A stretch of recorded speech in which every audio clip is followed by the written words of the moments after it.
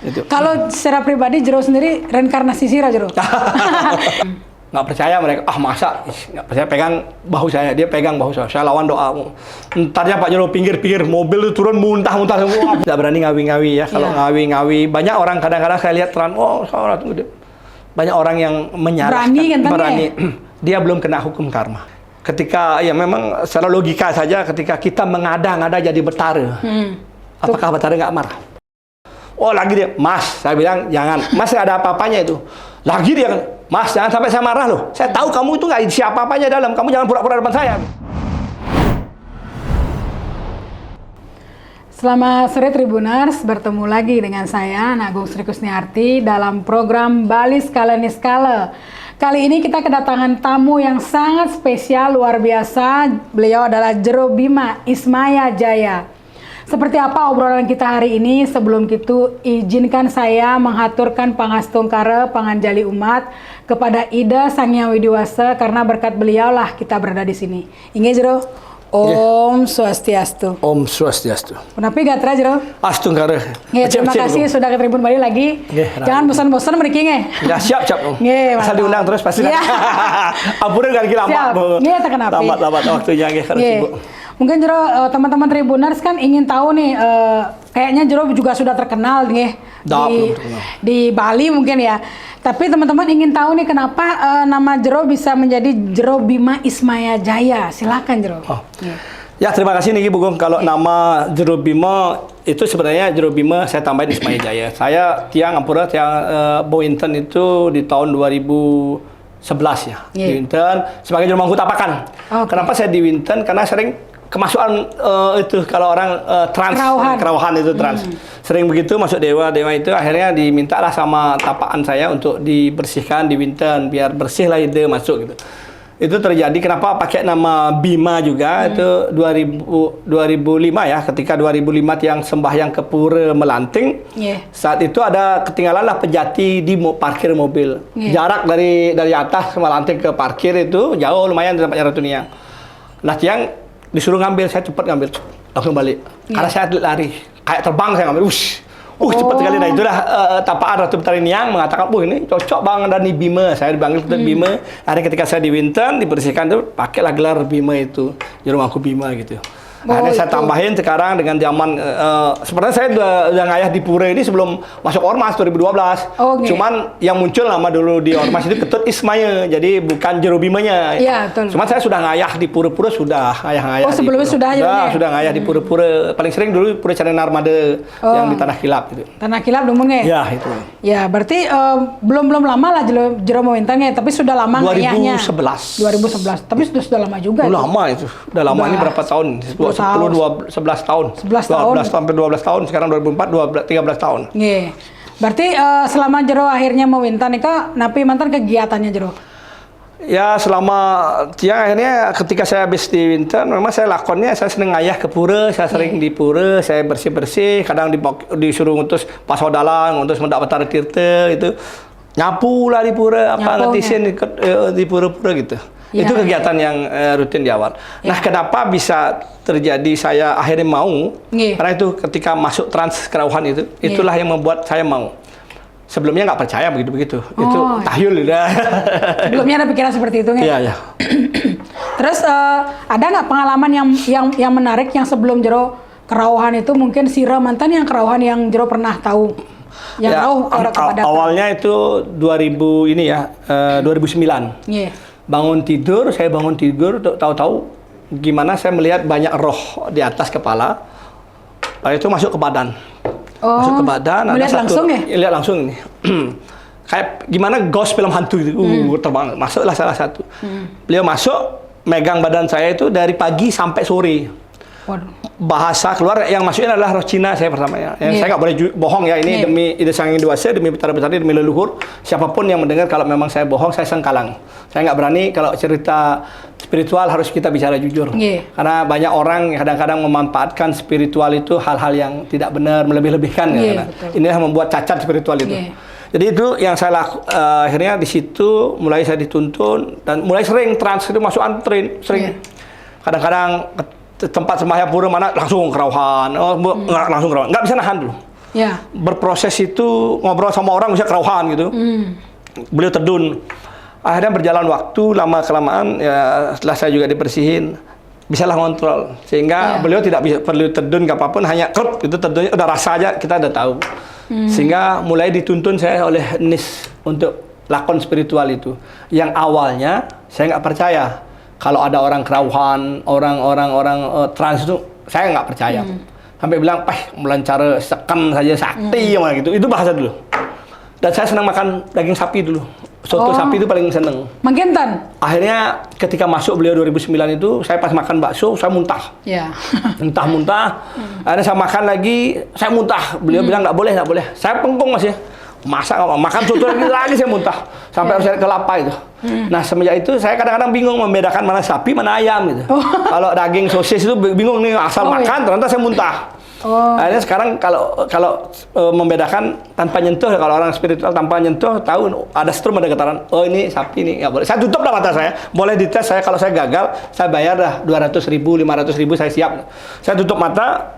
Mana daging sapi saya tahu, oh ini daging sapi. Begitu energi. Ada getarannya, ada getaran itu gitu, spiritual itu ada seperti itu. Iya. Tapi kalau makan babi kari jero? Babi masih saya. Oh, babi nggak apa-apa nggak? Nggak apa-apa. Sapi nggak boleh dipantangin. Memang ada beberapa orang yang memang tidak boleh kaki empat, kan tergantung dari tapak betara yang napak kepada beliaunya. Jadi tidak semua. Kalau sapi sih saya memang tidak bisa ya.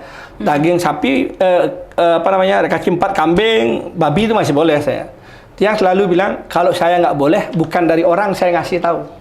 Dari betara saya harus ngasih tahu. Contoh kalau saya makan muntah itu kan betara ngasih tahu.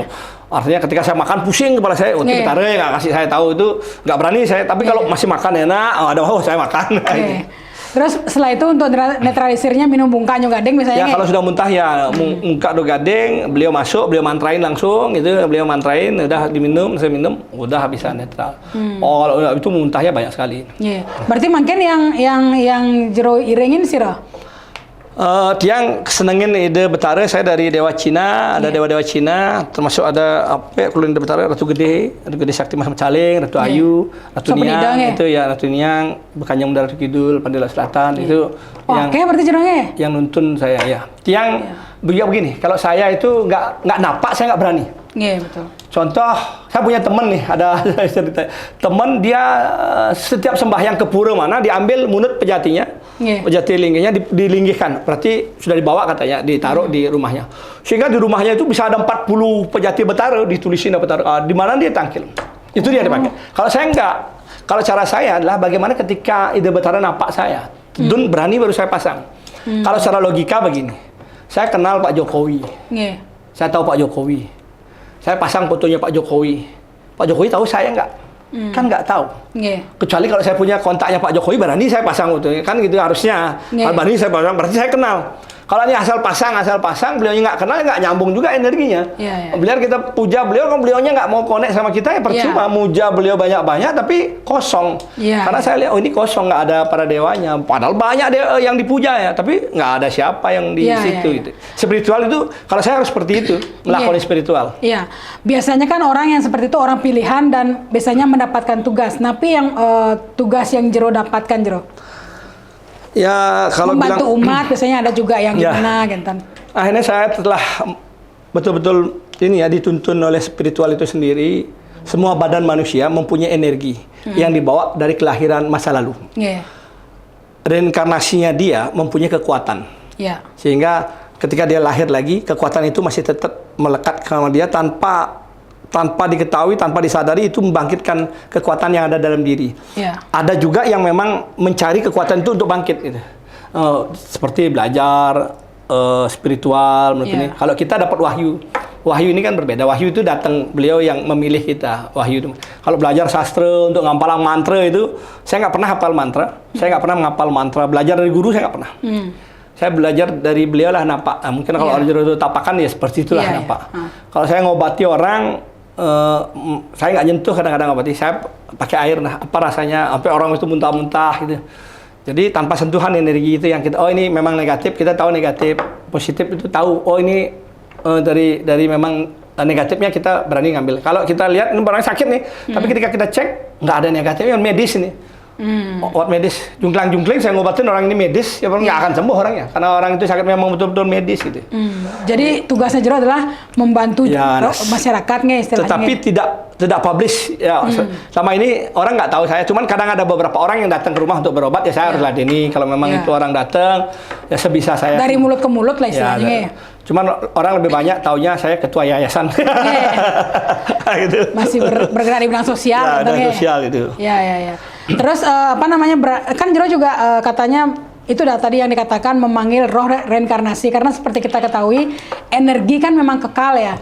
Dia hanya bisa berubah wujud aja. Berarti mungkin energi zaman dulu sebelum reinkarnasi sekarang itu yang masih melekat, yang Jero bisa tahu, telusuri gitu istilahnya nge. Nah ini sebenarnya saya pertama nih cerita tentang saya bisa merasakan memanggil roh. Awalnya itu dari ketika saya bicara sama orang-orang tentang tentang reinkarnasi, banyak orang nggak percaya, terutama yang beragama berbeda.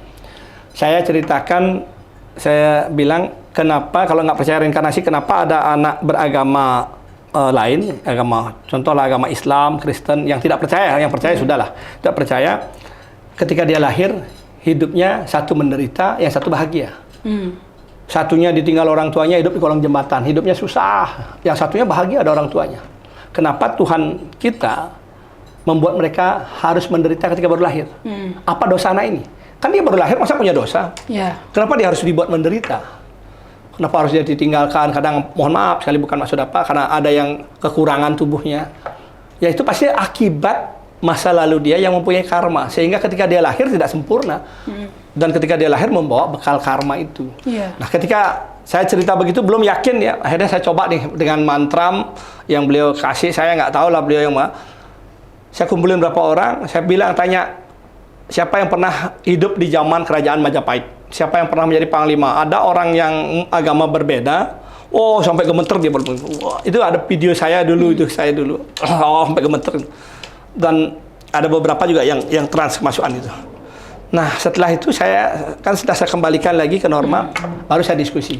Kenapa ketika saya manggil nama, kenapa ada saya nggak tahu Pak Jero, nggak kuat, saya nggak sadar. Nah, itu artinya kan Anda pernah hidup di zaman Majapahit. Kalau nggak pernah hidup, dia nggak akan connect. Nah, roh ini seperti di kitab suci kita, roh itu nggak pernah mati, dia akan hidup sepanjang zaman. Dan roh ini akan hidup sepanjang adanya kehidupan. Roh itu adalah berupa sinar. Dia bisa masuk ke badan siapa saja yang akan dia turunkan reinkarnasi berdasarkan karma. Dan roh ini tidak bisa menjadi dua. Contoh ini Soekarno. Saya masuk Soekarno, rohnya Soekarno. Saya reinkarnasi Soekarno. Di situ reinkarnasi Soekarno, nggak mungkin. Reinkarnasi manusia hanya ada satu di badan orang itu.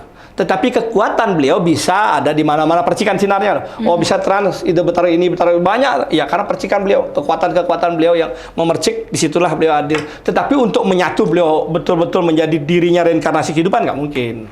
Itu yang saya bedah loh, berdasarkan saya sendiri ini penanggung jawabannya saya sendiri karena mengalami proses itu. Itu. Kalau secara pribadi Jero sendiri reinkarnasi sira Jero. Kira-kira mungkin teman-teman Tribuners ingin tahu juga apa sebenarnya Jero Ismaya yang sangat luar biasa nih. Itu rahasia ilahi. Rahasia ilahi ya. Ya, saya tahu sih Begung, saya tahu ya boleh percaya boleh enggak ya, tapi saya nggak pernah bohong ini. Saya bilang kalau ada pelangkiran ini saya siap. Saya tahu 6 kali proses reinkarnasi saya. Jadi sebelum kejadian saya tebak dulu. Saya pernah hidup di situ. Saya pernah gini-gini. Ternyata benar. Ada orang-orang dekat saya yang jadi saksi. Itu boleh disumpahin pakai pajaki, pakai apa. Siapa yang dijepur paling tengah apa pakai semua itu bisa saya buktikan itu. Ada beberapa orang saya bisa buktikan. Saya pernah reinkarnasi ini. Dan sebelum kejadian loh saya tebak. Ternyata benar terjadi. Setelah berapa lama itu terjadi. Kalau saya memang benar ini, saya harus pernah begini. Harus pernah di situ tuh. Tempat itu yang nggak mungkin masuk saya gitu. Nggak mungkin saya bisa di situ. Ternyata berapa bulan kemudian saya bisa masuk ke situ, malah itu menjadi tempat yang saya anggap seperti tempat saya sendiri, rumah sendiri ya. Kayak ada javu gitu ya. Itu terjadi. Ada beberapa kejadian unik yang saya alami dan rasakan. Tapi biasanya kan orang-orang yang berkaitan dengan spiritual itu juga banyak mendapat serangan Jero. Gimana Jero kalau dari Jero sendiri? Ya, memang karena peka ya, karena badan itu peka. Saya berapa kali dapat serangan. Kayak magnet dia. Iya. Karena saya berapa kali waktu maju di PD khususnya, sampai harus minta tolong kepada jurutapakan lain itu untuk membantu karena energi yang kita lawan itu besar. Saya ada orang-orang media ikut sama saya kampanye nih, satu mobil jalan lurus bypass, saya diserang, saya bilang, kerangan magic nih saya kena serang. Nggak percaya mereka, masa, nggak percaya, pegang bahu saya, dia pegang bahu saya lawan doa. Entarnya Pak Jero pinggir mobil itu turun muntah-muntah, putar-putar, padahal megang bahu saya aja, muntah-muntah. Dan setelah itu besoknya dia lemes ini, 2 orang lemes dan tidak berani lagi ngikutin saya. Nah itu kalau saya main spiritual begini, Mbak. Kalau saya bilang ya mohon maaf, Bu Agung nih senengin Ratu Niang, saya Ratu Gede, saya yang punya Ratu Kidul, mungkin percaya karena saya ngomong, kan begitu. Karena apalagi rumah saya angker, percaya nih, saya ngomong begitu. Nah kalau saya pingin orang itu merasakan. Jadi saya nggak mau ngomong nih. Kalau memang Bu Agung pegang Ratu Niang, saya panggil nih. Bener nggak Bu Ratu Niang bersama? Wah, bisa kerokan orang itu. Wah, itu. Itu pembuktian. Pembuktian kepada dirinya. Jadi tidak dari ucapan saya. Kalau orang yang nggak tahu, orang yang bodoh, dibodoh-bodohin jadinya. Spiritual itu kan kadang-kadang ada yang membodoh-bodohin. Hanya untuk mencari satu pejati sesari. Itu yang oknum-oknumnya ya. Ada oknum yang mencari pejati dan sesari. Karena saya mengikuti proses itu. Ketika saya 2009 saya mulai ditapak beliau, saya senang mencari orang pinter. Untuk mencari jati diri, benar nggak saya ini? Benar nggak saya dipegang dewa? Benar nggak dewa masuk? Benar nggak ada leluhur masuk? Saya cari orang-orang pintar, akhirnya ketemu orang yang rumahnya bilang ini pegang itu. Padahal saya udah tahu siapa yang megang saya, siapa yang benar nggak cocok sama dia. Tapi orang lain dipegang-megang ini karena dia nggak tahu kan dia percaya. Kayak sugesti ya. Percaya. Akhirnya saya tahu, disinilah orang kadang-kadang mencari satu ampura, mohon maaf, mencari jalan yang tidak benar. Jadi harapan saya kepada orang spiritual dan orang-orang yang sedang menjalani spiritual untuk berhati-hati. Karena banyak sekali orang yang salah menjalani spiritual, satu hidupnya akan susah, kedua menderita, ketiga bisa juga dia celaka. Betul. Karena bisa amorenga cinta, bisa meninggal karena menjalani lakon spiritual yang salah. Itu bahaya sekali sebenarnya kalau orang biasa. Ya ngaku-ngaku itu yang tidak ngaku-ngaku itu bahaya. Bisa gila ya, terjadi kegilaan karena dia ngaku-ngaku. Sekarang mungkin masih aman. 1 tahun dia masih melewati masa saya kesenengin, mohon maaf ya saya bilang, saya kesenengin Ratu Gede nih, saya kesenengin Ratu Ayu ngobatin. Padahal dia hanya sugesti. Pikiran dia yang mengatakan disenengin. Padahal belum merasakan kekuatan getaran dia masuk. Tapi ketika nebak bisa jadi tepat. Ini tepat, mau cocok tebakannya dia. Tapi dia belum masukin ide. Dia hanya pas punya sugesti yang tepat aja. Sisanya pasti dia salah. Karena kalau orang spiritual, kalau nebak apa, dari tebakan ramalan itu, tidak semuanya juga akan benar. Dan katanya kan juga tidak boleh semuanya diomongin juga kan? Nah, tidak. Kalau menurut saya begini, ketika saya ngobati juga kadang-kadang nggak sembuh. Ketika saya nebak orang, ini bisa jadi saya salah. Tapi saya yakin beliau itu nampak saya, beliau itu ada di badan saya. Tapi ada beberapa orang yang benar saya tebak. Artinya beliau tidak kasih sempurna. Kalau kasih sempurna jadi Tuhan kita.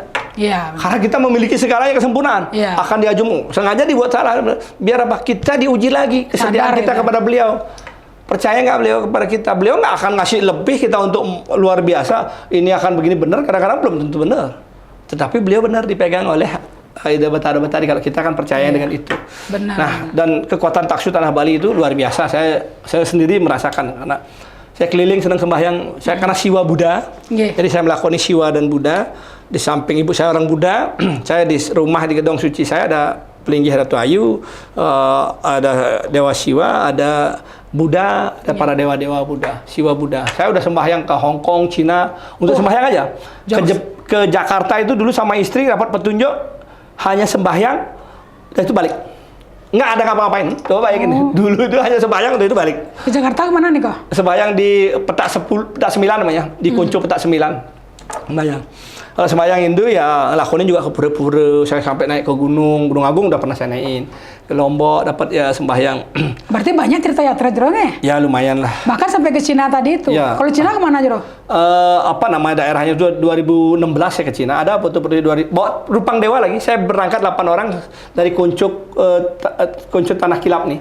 Yang ngajak kita rombongan 8 orang membawa 2 Rupang Dewa untuk kembali ke rumahnya itu istilahnya. Nampak tilas itu Pak Taisang Ong New ini yang kita bawa ke Cina dua Rupang Dewa. Nanti dibawa balik lagi. Bawa balik lagi hanya untuk di Napak tilas pemargin beliau itu pernah saya lakoni 2016 kalau nggak salah 2015 tuh. Iya. Udah ke Hong Kong Cina untuk sembahyang aja. Ya, tapi bagaimana Jerome istilahnya tuh mengakali agar tidak mabuk terhadap spiritual. Kan orang biasanya mabuk spiritual malah nggak mau maksudnya dia malah duniawinya malah dibuang gitu. Kalau Jerome sendiri bagaimana membalancing antara duniawi dengan spiritual? Ya, skala gitu. Kalau saya sih begini. Ketika kita orang spiritual, ketika kita dekat rajin sembahyang, pasti kita akan takut membuat dosa dulu, takut membuat salah. Sehingga kita berjalan, kalau saya berjalan ketika ini salah ya saya nggak ambil. Ketika ini berdosa saya nggak lakukan. Tetapi ketika ini masih bisa, contoh kadang-kadang minum saya minum loh. Minum tua saya minum arak saya minum. Kenapa saya minum? Karena saya juga lihat beliau tidak proteksi saya. Itu betara saya. Iya. Karena saya orangnya kalau saya dilarang beliau pasti marah sama saya, pasti ngelarang saya langsung. Saya nggak dilarang dan saya boleh minum. Tetapi selama minum saya pasti tidak pernah sampai mabuk. Nggak pernah sampai mabuk buat onar, gitu. ya onar apapun. Sama kayak betara ketika kita nyuguhkan tabuh arak brem. Berapa ribu orang ketika sembahyang itu nabuhin, kalau aliang satu gentong sudah penuh itu tabuhnya, mabuk betara. Kan tidak dia tabuhin. Boleh betara? Boleh ternyata. Kan itu untuk penetral kalenya dulu. Ketika spiritual, kalau kita mau ngadain acara atau masuk ke tempat orang, ada orang-orang minum-minum, baik kita ikut minum di segelas, atau kita berikan dia uang. Akhirnya ketika masuk ke dalam, kita nggak akan diganggu. Tapi kalau kita nggak memberikan apa-apa, kalanya mengganggu kita di acara di dalam, pasti diganggu. Apalah buat masalah, buat ngerudak dia. Tapi kalau kita persembahkan dulu, nah ini bagian dari spiritual itu yang berjalan. Harus kita ngatur dulu jerapan, jotan, agar kita masuk ke rumah tempat itu tidak diganggu. Gitu. Itu. Berarti sehari-hari masih tetap balance antara spiritual dengan skala dengan skala Jerome. Saya tiap hari puji Trisandia, panca sembah dan japa tiang pagi itu 540 pagi. Siang tiang puji Trisandia, panca sembah japa saya 108 kali 3. Sore atau malam puji Trisandia, panca sembah japa saya 108 kali 3. Udah 1180 ya saya berjapa setiap hari. Di 3 waktu. Ya, pergantian ya? Di satu hari itu. Di satu hari 3. Kenapa saya lakukan 3 kali pengalaman nih? Mbak Agung, pengalaman di penjara. Karena ketika di penjara saya dapat anugerah. Saya dapat kamar mewah, saya dapat fasilitas mewah, padahal saya nggak punya uang. Tapi ketika beliau bilang, ketika engkau adalah orangku dengan memuja tulus kepadaku, maka akan kuberikan kau anugerah yang terbaik karena engkau adalah orangku. Ketika engkau bisa lebih dibandingkan yang lain, maka aku akan berikan lebih kepadamu. Dengan ketulusan perbuatanmu. Secara logika juga ketika kita ingin mendapatkan anugerah, kita ingin dapat bonus lah di kerja. Saya kerja jam 9 pagi, pulang jam 5 sore. Gaji saya anggap 25 juta. Tiap hari saya kerja begitu. Terus suatu saat saya ingin minta bonus sama bos. Bos saya pasti nggak ngasih. Kenapa? Karena sudah dapat gaji gede. Tapi ketika saya kerja harusnya jam 9, saya jam 7 kerja atau jam 8 udah bersih-bersih kantor. Jam 5 sore pulang, saya jam 6 atau jam 7 saya pulang bersih-bersih kantor. Bos saya nggak ngomong ngeluarin uang kok. Mau pakai beli rokok, pakai beli bensin tambahan, mau pakai beli apa. Kan kita pun di lapangan kalau ada orang lebih bekerja kepada kita, pasti kita bares. Begitupun kepada beliau. Ketika kita lebih sembahyang sama beliau, pasti kita diberikan anugerah. Nah inilah yang saya ambil. Saya ingin dapatkan lebih ketika saya nggak punya apa-apa. Saya hanya punya doa, saya ingin doa itu menganugerahi saya. Dan terbukti saya dianugerahi. Akhirnya saya bisa bebas cepat karena saya masih percaya dan yakin hukum Tuhan tidak akan ada yang mengalahkan. Manusia sebesar apapun jabatannya, biarpun dia punya skenario apapun, kalau skenario Tuhan tidak menghendaki tidak akan terjadi. Jadi carilah beliau dengan doa ketulusan. Dan memang kan waktu itu juga katanya memang Jero waktu di penjara Nika juga sangat spiritual ya. Banyak yang memberitakan waktu itu. Itu Jero di penjara itu apakah memang ada mendapatkan wahyu atau gimana Jero? Nah, karena saya memang ini ya di penjara itu karena karena saya merasa Jero sudah dituntun sama beliau, ya saya cari lakon. Akhirnya saya dapat wahyu. Kalau bilang dapat wahyu, dapat wahyu. Kalau saya ketapak betara, saya udah merasakan 2009 saya ketapak betara masuk itu. Kalau betara masuk ya kalau orang-orang spiritual yang tahu kerauhan, pasti roh kita ke belakang. Roh yang masuk itu di depan kita. Jadi kalau bungkuk kita, kalau gimana ya roh itu dia akan ngomongnya besar, ya tergantung roh. Kita mendengarkan, kita tahu apa yang diucapkan, tapi kita tidak bisa mengucap. Roh kita tidak bisa mengucap, hanya bisa berkomunikasi batin untuk menanyakan. Cuman beliau yang ngontrol roh yang masuk ini, roh dewa Kalau dia nginang senangnya, kalau saya nginang dia minta inang. Atau, kalau dia tegak jalan tegak, dia tergantung roh yang masuk. Kalau dia bungkuk dia jalan ke dunia. Itu roh kita di belakang, roh yang masuk ini. Itu yang saya rasakan ya kalau secara spiritual saya. Ketika pergi ya sudah kembali ke roh normal kita. Kalau misalnya sebenarnya pukulun Ratu Gede yang masuk berarti memang perawakannya besar. Dia ngerem dan suaranya besar, geremannya juga besar. Geremannya suaranya besar, geremannya juga besar gitu. Jadi tiang termasuk disayang lah sama beliau. Atau ditapak, tidak berani ngawi-ngawi ya. Kalau ngawi-ngawi, banyak orang kadang-kadang saya lihat terang, Ratu Gede. Banyak orang yang menyalahkan, berani. Dia belum kena hukum karma. Tolong sebagai orang-orang yang saya minta ya, bukannya saya mengajari. Saya ini orang lakon spiritual. Banyak orang yang saya lihat ketika mereka mengada-ngada, berpura-pura, akhirnya sengkala kehidupannya bukan baik, hancur malah. Megang betara tapi hancur di rumahnya. Kehancuran. Kalau megang betara nggak akan mungkin membuat kehancuran pada keluarga kita dan pada rumah kita, karena betara pasti akan memberikan anugerah dan wahyu kepada umat yang memegang beliau. Itu yang saya rasakan. Ketika kehancuran sampai terjadi keributan di rumah tangga, itu tanda tanya berarti. Ampun maaf, saya bilang tanda tanya. Ada kadang-kadang ya, ketika sudah masuk ide betara, sudah seneng, kita diuji. Kalau laki ujiannya perempuan, kalau perempuan ujiannya laki. Atau uang juga biasanya kan? Ya, uang dimiskinkan atau uang jadi kaya miskin itu. Godaannya ya berselingkuh. Perselingkuhan itu godaan orang-orang punya taksu. Karena metaksu dia cara rejune nah. Kajian alun nempel begitu pun ada loh cara bidadari tinggalnya karena metaksu itu.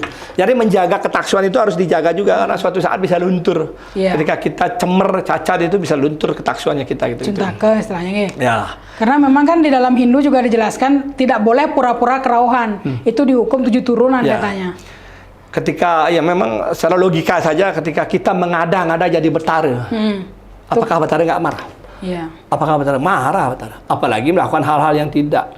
Wah, kayak saya lihat orang-orang kerauhan ya yang sekarang kita orang spiritual, coba tanya orang-orang spiritual, dia kerauhan dari jauh saja kita begini tangannya nunjuk aja, gimana kayak getaran ada energinya.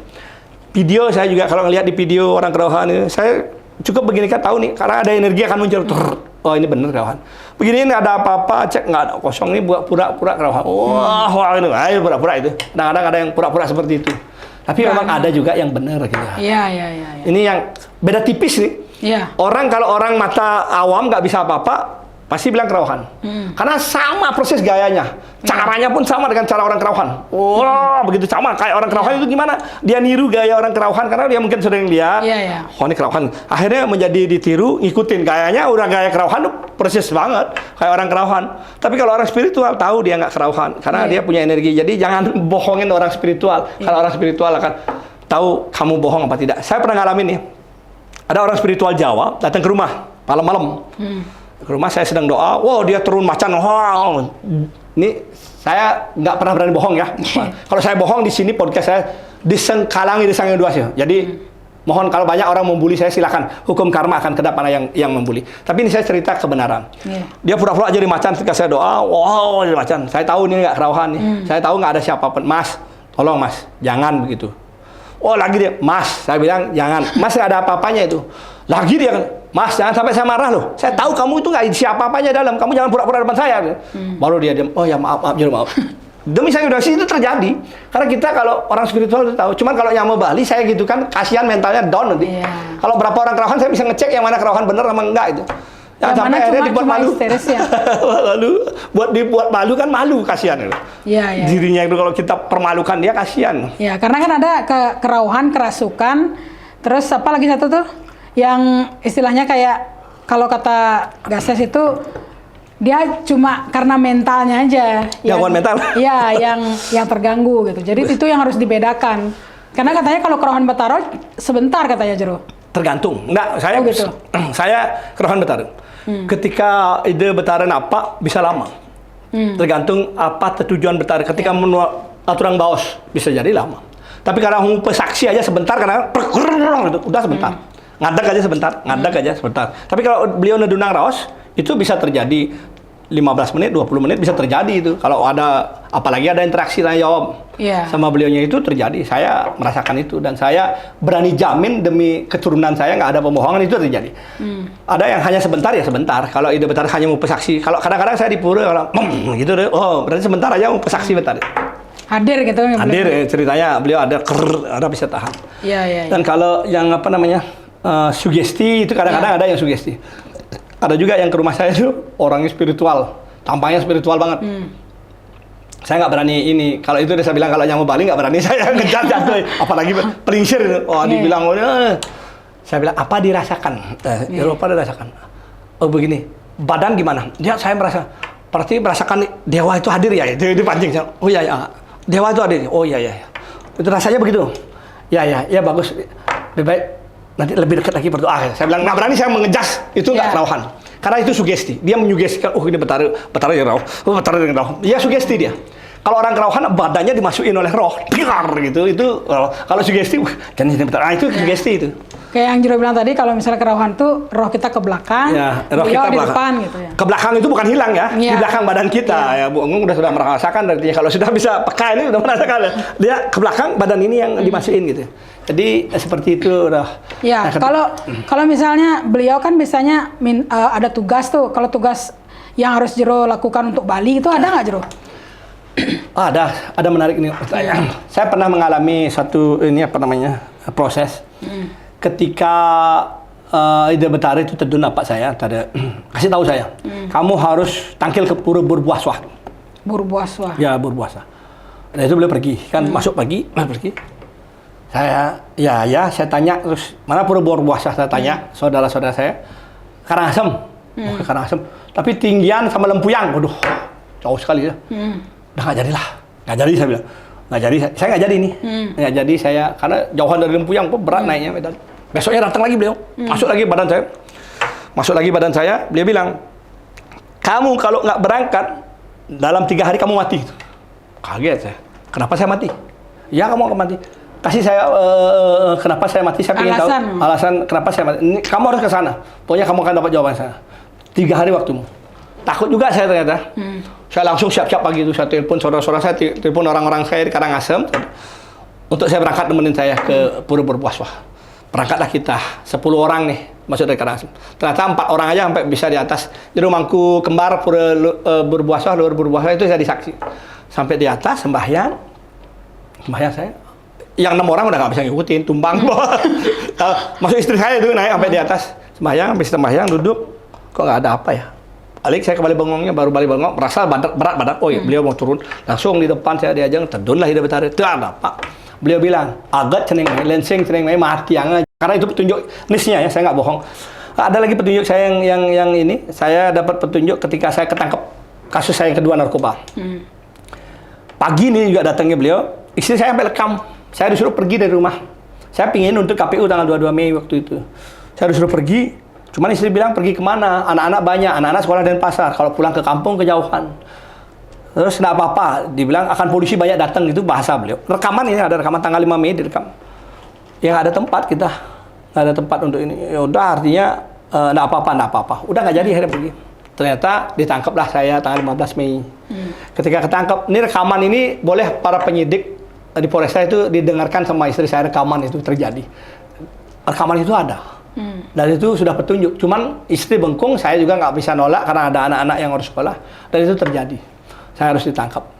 Dari situ, sekarang saya nggak berani melawan petunjuk ya. Kalau ada ini, saya harus ikuti petunjuk-petunjuk itu. Iya, kalau untuk ke depan ini ada petunjuk nggak untuk 2024 ke depan, Jiro? Nggak dapat saya, biar nggak Belum salah. ya? Saya nggak dapat. Jadi saya nggak ada petunjuk apapun dari beliau. Ya saya nggak. Kalau untuk pura sendiri, ada pura yang ingin Jiro datangi dan belum tercapai belum? Saya kalau pura itu ini ya, satu berdasarkan petunjuk kadang-kadang dari Nes, kedua dari obrolan ini. Jero bagus pura itu, taksunya luar biasa, tertarik saya. Tapi kalau dulu waktu saya maju, Jero di sini puranya bagus, banyak pejabat, saya mundur saya. Saya karena nyari pura bukan nyari jabatan. Saya ke pura untuk mohon anugerah beliau. Kalau dibilang, oh tengah ini pingit, saya lihat foto dulu. Foto puranya mana ini? Energinya masuk nggak saya? Kalau nggak masuk, saya pending dulu. Kalau energinya ngejar, itu, wah kejar saya bisa hari itu juga langsung saya berangkat gitu. Itu ini. Iya. Berarti kalau ke Pura Dewata Nawasanga gitu-gitu udah nge? Dewata Nawasanga yang? Yang 9 nih ke Lempuyang, Besakih. Oh, ya ampun. Semua nge? Oh, tato kan ada Dewata Nawasanga. Iya. Di Bali kan udah semua kayaknya nge? Sudah semua. Dan puja saya memang termasuk puja Ida Batara Dewata Nawasanga dalam puja saya kepada beliau. Salah satu puja saya. Saya meyakini ya anugerah dari beliaunya lah membuat saya seperti sekarang ini. Gitu. Kalau misalnya Sukura pukulun Rorokin Kanjeng gitu. Ini kan apa biasanya yang beliau katakan ketika hadir? Nah ini sebenarnya Ratu Kanjeng itu tahun berapa ya? 2009, 2009, ya sekitar 2009, 2010 itu sebenarnya yang masuk pertama itu istri saya, bukan saya. Oh. Istri yang sering trans itu, padahal dia orang luar Bali, orang Jawa dan Muslim gitu. Dia yang kaku, wah segala macam. Akhirnya tahu kita tuntun. Akhirnya saya mulai bisa komunikasi, masuk juga ke badan. Akhirnya dituntun lah kita. 2009 itu tuntunan, banyak tuntunan beliau juga kepada saya dengan istri, banyak tuntunan Ibu Kanjeng Mendara Kidul Pandera Selatan. Iya. Kalau puasa Jero juga melakukan apa Tan? Sekarang udah enggak. Kalau dulu saya sering puasa. Dulu pokoknya 2012 saya puasa 3 tahun puasa. 2012 3 tahun saya puasa Senin Kamis. Akhirnya saya masuk penjara, saya puasa lagi nih penjara kedua. Ternyata saya baca kitab suci. Dalam kitab suci itu bunyi, tidak perlu kau puasa untuk dekat denganku. Yang kau perlu lakukan adalah berbuat baik dan bakti kepadaku. Bukan puasamu yang akan membuat kau dekat denganku, tapi perbuatan baikmu dan baktimu kepadaku. Kini saya pikir, di Tawangnya saya puasa. Kok bisa pas gitu ya? Pas itu. Akhirnya berhenti saya puasa. Padahal saya udah itu saya kitab suci Bhagavad Gita karya S. Mantek itu saya baca 3 hari saya puasa. Karena ingin bersih diri saya. Di dalam penjara di Brimob itu. Nggak boleh komunikasi. Ternyata dalam kitab suci itu bunyinya begitu. Aku sudah menunggumu. Aku sudah menunggu. Anto sangat hari ini. Ketika kau ingin mengetahui itu. Jangan pernah kau membayangi apapun dalam kehidupan. Dan tidak boleh kau memikirkan apapun. Kau hanya boleh memikirkan aku. Untuk kau pelajari tentang kitab suci. Makanya ketika orang belajar kitab suci, ada membuka kitab suci Weda, dia nggak boleh ada dalam kehidupan kesibukan. Contoh saya ngobrol, baca sedikit, nggak boleh. Kitab suci itu harus betul-betul satu hari itu kosong. Fokus ya? Fokus. Saya ini punya spesial hari tilem, Bu Agung. Jadi hari tilem itu saya nggak boleh ganggu. Semua orang nyama saya di Yayasan Kris sudah tahu. Saya tilem, saya matikan HP. Saya nggak keluar rumah, saya di rumah saja, saya di gedung suci, di rumah aja. Satu hari itu saya spesialkan untuk keluarga dan untuk beliau. Saya doa, baca kitab, baca babat itu. Itu kayak ngeblank mungkin ya? Apa? Enggak, kalau saya itu karena begini. Ketika saya di penjara dulu, saya menghabiskan waktu berhari-hari tidak bertemu keluarga. Dan tidak bawa medsos. Tapi ketika sekarang saya dikasih kebebasan luar biasa sama semesta, kapan hari saya kepada beliau? Dan saat di penjara itu saya lebih kusuk semuanya. Kapan saya sekarang sama beliau? Harus saya tinggalkan duniawi, mau medsos saya matikan. Nggak ada menghubungi orang penting apapun, ngubungin saya nggak bisa. Dalam itu saya udah matikan HP karena saya pingin bakti saya kepada beliau. Saya ambil di hari bekasnya, saya ambil di Purnama. Ketika Purnama saya ambil, ternyata banyak ulemen saya ini. Uleman Purnama itu odalan banyak sekali. Akhirnya saya lihat kalau Kajeng Kliwon 2 kali ada Kajeng Kliwon dalam 1 bulan. Banyak juga kegiatan saya, masa meninggalkan terlalu banyak, ya udah sekali aja tilem. Ya 1 bulan terkali itu terjadi tilem, ya tilem saya pakai. Di tilemnya dicari Tapi kalau misalnya kita ngomongin orang spiritual kan banyak juga serangan-serangan kayak santet gitu-gitu. Biasanya Jero tahu nggak hal seperti itu? Kan mungkin orang ingin ngetes nih, ngetes kekuatan, kesaktian itu gimana Jero? Ya, kita tahu ya kalau orang spiritual itu merasakan. Kita diuji, kalau ada orang nggak seneng gitu, kita. Saya pernah rame nih orang. Kok saya nggak enak badan ya? Ada getaran nggak enak, beliau kasih petunjuk, ada yang nyerang, Kang. Saya lihat orang-orang, salah satu orang lah saya pandang. Beliau ngomong, saling pandang akhirnya oh ini orangnya, wah udah adu kekuatan lah gitu. Sambil duduk begini aja kita adu kekuatan, nguji kekuatan biar dia tes saya ngetes dia. Akhirnya ya dia pergi sendiri gitu. Merasakan hal seperti itu terjadi. Jadi kayak ada tabrakan energi kan Jerongnya? Ketika saya pernah bantu orang, habis bantu orang saya sakit. Sampai masuk rumah sakit 10 hari. Udah kayak orang lumpuh nih, nggak netes air mata. Bawa ke rumah sakit, 10 hari saya di rumah sakit. Dokternya cek ini positif, besok negatif. Cek ini positif, besok negatif. Begitu terus. Saya habis ngobatin orang, lampu sampai rumah mati, tahu-tahu bisa hidup lagi. Beliau bilang, ini serangan magic. Saya bilang, saya nggak percaya. 2009, masa serangan magic sampai ke lampu sih? Coba hidupin lampunya kalau memang ini serangan magic. Oh, lawan perang lagi, bisa hidup lagi lampunya. Lampu perumahan mati. Wih, hebat men. Ternyata saya ngerasain magic tuh, diserang tuh, jantung duk. Pernah difoto sama orang saya ribut sama orang-orang luar Bali ini. Saya difoto ya magic. Lagi 2 harinya saya diserang magic, ngopi gini, tuk. Wah, pulang kamu muntah-muntah saya. Muntah-muntah kamu diserang. Wih, diserang. Wah, lawan perang magic. Ngerasain perang-perang gitu. Ternyata ada ya gitu. Baru saya tahu kalau orang serangan jantung itu dadakan serangannya bisa jadi itu karena magic. Bisa jadi. Karena jantung itu berdebar. Saya sampai muntah, kalau nggak kuat, nggak punya pengaman, udah mati saya. Pasti orang bilang saya kena serangan jantung. Padahal itu magic. Kelihatannya itu, gitu ya? Ya, kelihatan di medis itu serangan jantung. Padahal itu magic itu. Magic itu benar-benar ada kuat. Jadi jangan permainkan. Kalau ada lagi yang pasang sayembara, saya santet begini, begitu kan ada yang Ya, itu kan maksudnya kayak janganlah terlalu kita memperlihatkan hal seperti itu. Dan gitu. jangan terlalu meremehkan, merendahkan, karena dia belum pernah sakit. Benar. Belum pernah mengalami. Cari tahu orang-orang yang jadi akhirnya jadi rumahku. Saya punya saudara yang dulunya saudara sepupu nih. Dulunya nggak percaya begituan. Orang dia manajer di kapal pesiar, kerjanya luar negeri terus nih. Kalau ke pura ngomongnya tawah-tawah, campah-nyampahan. Akhirnya dia sakit stroke. Kayak nggak bisa 5 bulan itu pemulihan. Padahal posisi jabatan tinggi. Akhirnya dia sembuh. Ketika sembuh, sekarang dia ngayah di pura lebih gila dibanding saya kuatnya ngayah. Dia bisa berhari-hari di pura. Ketika dalam itu bisa nggak pulang-pulang. Padahal dulu jabatannya tinggi, pernah jadi manajer di Hard Rock nih. Saya, itulah spiritual ketika dituntun. Kalau orang yang campah itu, saya yakin dia belum pernah merasakan. Karena apa? Karena dia belum pernah merasakan itu. Bolehlah kita ngomong campah, tapi suatu saat pasti akan kena batu dan kena karmanya. Suatu saat dia akan mengalami penderitaan yang tidak karuan. Sakit tidak panas uyang, sakit kepala, ke dokter nggak sembuh, itu bagian dari non medis yang bekerja itu. Saya juga ada kadang-kadang saya bisain nyari leluhur ya. Banyak orang yang tadi itu roh reinkarnasi. Bukan ini kalau leluhur. Karena leluhur saya apa nih, bingung saya nyari leluhur. Ada orang yang itu.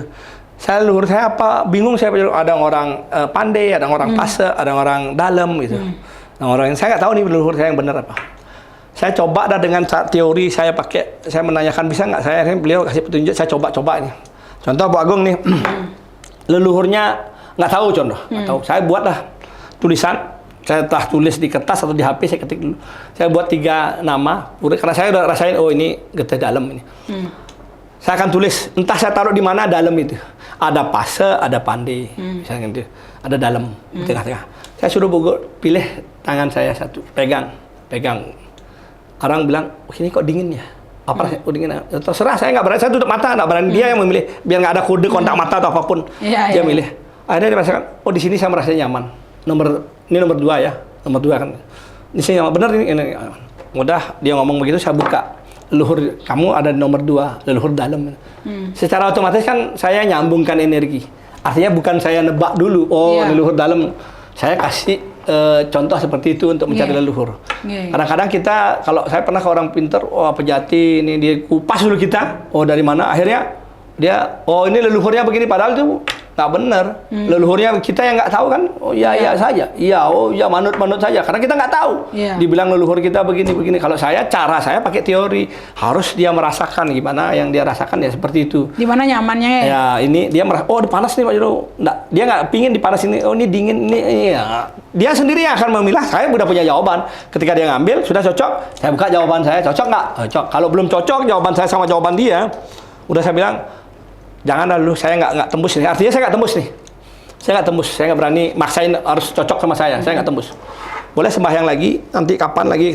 Coba rutin dulu sembahyang sama beliau. Mungkin setelah dia rutin, datang lagi, kita coba lagi. Posisinya saya rubah dong. Posisi kawitan yang ini saya rubah. Akhirnya dia ngambil posisi kawitan yang saya tulis itu. Nyambung lah. Karena begini, banyak orang yang bilang kerauhan nggak ada energi. Masa ada betara teduh masa ini. Kalau orang jalan sembahyang, kalau sembahyang nggak pakai hati juga, siapa yang ngasih anugerah? Kan nggak mungkin. Kalau kayak baterai, kalau nggak dicas, nggak mempunyai kekuatan sampai ke atas. Untuk powernya kenceng nggak punya. Tapi cas itu apa? Sembahyang. Kalau kita rajin sembahyang, energi kita naik. kekuatan kita semakin naik. Kalau kita semakin rajin, tembus ke atas. Yeah. Nah itu yang membuat akhirnya wahyu betara itu kita bisa rasakan. Saya banyak orang yang tidak pernah kerauhan sama saya, akhirnya kerauhan. Bisa dia ketedunan, nggak merasakan, bisa akhirnya dia rasakan kerauhan. Makanya orang nggak percaya kerauhan boleh datang ke rumah saya. Boleh mencoba sama saya. Ada banyak, tapi dengan catatan harus rajin sembahyang dulu di rumah. Jangan orang nggak pernah sembahyang, maksiat jalan, perbuatan jahat, nanti nyoba betara. Siapa yang kalian betara memberikan? Kan nggak. Kan nggak boleh cemar kalau betara masuk kan. Saya ketika orang bilang saya jahat berada di tempat jahat, tapi saya nggak pernah melakukan kejahatan. Hati saya tulus, betara yang tahu. Jangan bilang juga orang baru berkedok preman itu, ormas itu dia jahat, belum tentu. Banyak orang-orang bekas ormas itu jadi tapakannya, karena dia sebenarnya hatinya baik, bukan hati yang jahat. Tapi memang ada beberapa orang yang tidak bisa merasakan itu, karena memang dia jahat gitu. Memang dia jahat, yang tahu jahatnya dia kan betara. Tuhan itu tahu, betara itu tahu memilih ini sing cocok. Jungklang-jungkling maturan, tapi di maturan jene nasab, tapi perbuatan di luar yang tidak dilihat oleh kasat mata, berbuat yang ini, berbuat yang itu, berbuat yang tidak dilihat oleh banyak orang. Hanya segelintir orang melihat perbuatan kita, dan Tuhan yang melihat. Nah, gini, kita yang betara ngaku muja betara, kan beliau tahu nih sing pantas lah itu. Pakailah hatimu ketika memuja beliau dengan ketulusanmu. Bagaimana ketika kita mencintai orang yang kita cintai seperti itulah betara. Kan saya kalau sembahyang itu, kenapa semangat? Kan, saya mau ketemu betara gitu, saya bawa dalam diri saya mau ketemu betara. Ketika saya berjapa, saya anggap naik tangga saya untuk mencapai beliau gitu. Karena itu bagian pengorbanan waktu yang harus saya lakukan lebih. Kalau sembahyang, bukannya gimana ya, sembahyang di Bali itu pingit. Ngelah merajan, ngelah pura di rumah. Bisakah kita sembahyang? Belum tentu. Kalau ke kafe, kali seneng-seneng, jam-jaman gitu. Tapi sama beliau, hanya 15 menit, 20 menit, paling lama ada 30 menit. Kadang-kadang kita nggak bisa lakukan itu. Kenapa? Ya karena beliau memilih. Beliau nggak sembarangan untuk menerima. Nggak menerima orang untuk diajak ke tempat beliau juga nggak sembarangan. Sama kayak podcast di sini di Tribun, nggak sembarangan juga Tribun memilih orang untuk diajak. Pasti pilih, oh ini pantas nih ajak, oh ini pantas kan dipilih oleh Tribun. Bukan sembarangan diacak orang maksudnya, pasti ada orang-orang pilihan gitu yang dipilih untuk bersembahyang ke sama beliau pun begitu, beliau memilih. Mungkin goal Jero ke depan apa Jero kira-kira Jero? Goal saya ke depan, saya nggak berani ngomong banyak di sini goal. Semua kita serahkan kepada semesta, karena ketika saya gagal menjadi DPD RI 2024 ini, tapi saya menjadi bangga ketika melihat saudara Hindu Bali saya yang menjadi pemenang atau calon-calon DPD RI. Saya ucapkan selamat bagi para pemenang. Ada Atu Osrai Mantra, ada Blimang Loko, ada Mbok Loh Jelantik, dan masih ada AWK nih nyangkut nih. Jadi saya ucapkan selamat. Tolong jaga Bali, tolong jaga persaudaraan, dan bergunalah untuk tanah Bali. Karena saya, ketika saya gagal, waktu itu saya selalu pingin 1 juta suara Momo. Akhirnya ketika saya gagal, saya tahu betara tidak mengizinkan. Kalau itu terjadi, mungkin 1 juta suara saya dapat, mungkin saudara lain agama bisa masuk dapat kursi. Karena saya nyedot kursinya. Akhirnya saya digagalkan, ya saya bersyukur saja melihat inilah tujuan dari semesta adalah saudara Hindu Bali yang bisa. Dan next, ketika aturan itu membuat saya tidak bisa karena ada ancaman yang harus menunggu 5 tahun. 5 tahun saya udah Januari tanggal 2024 tanggal 20. Sekarang ini saya udah bisa maju kemana saja. Kalau siapa yang mau ngajak saya maju kemana saja, nanti saya boleh. Nggak tahu maju kemana. Maju tak gentar pokoknya. Kalau mungkin pesan-pesan spiritual kepada generasi muda dan umat Hindu di Nusantara. Ya, kalau pesan spiritual, saya ada kebanggaan ya melihat anak muda sekarang sering mainkan calon narang. Itu lebih muda jauh dibandingkan saya umurnya. Luar biasa, saya salut. Mari kita jaga taksu tanah Bali. Jangan kita cemarkan taksu tanah Bali. Jangan ngai-ngai. Itu harapan saya, jangan ngai-ngai. Karena ada lakon spiritual yang tidak bisa dirasakan oleh manusia, dan ada hukumnya yang akan berdampak kepada dirinya. Bisa jadi sengkala itu bukan hanya kepada dirinya, tapi kepada keluarganya. Mari jaga taksu Bali dengan tetap menjaga kejujuran, kebenaran, dan betul-betul bakti kepada semesta Ida Betara-Betari untuk memberikan dan mendapatkan anugerah di tanah Bali tercinta sampai ke Nusantara. Wah, luar biasa sekali Tribuners, obrolan dengan Jero Bima Ismaya Jaya. Nampaknya kalau kita kasih waktu kayaknya seru terus gitu loh. Spiritual lu nggak ada waktunya. Nggak ada waktunya. Tapi tentunya kita kan pasti akan tetap istilahnya kayak dibatasi oleh waktu juga. Dan terima kasih banget Jero luar biasa sekali pengetahuan yang Jero berikan, bagaimana Jero menjelaskan bahwa spiritual itu bukan hal yang sepele, tidak boleh diremehkan dan juga harus dijaga taksu Bali yang luar biasa ini. Bagaimana generasi muda juga jangan juga meninggalkan taksu-taksu Bali itu Jero ya. Dan mungkin ke depan Jero Ismaya juga akan terus berkarya untuk Bali bahkan Nusantara dan tetap akan membawa tugas-tugas dari beliau untuk membantu umat, baik itu secara langsung maupun tidak langsung akan tetap Jero lakukan kan gitu nggak Jero nge. Mungkin demikian Tribuners obrolan kita hari ini, kita akan bertemu lagi di sesi selanjutnya. Akhir kata saya tutup dengan Parama Santi. Om Santi Santi Santi Om. Download Tribun X sekarang, menghadirkan lokal menjadi Indonesia.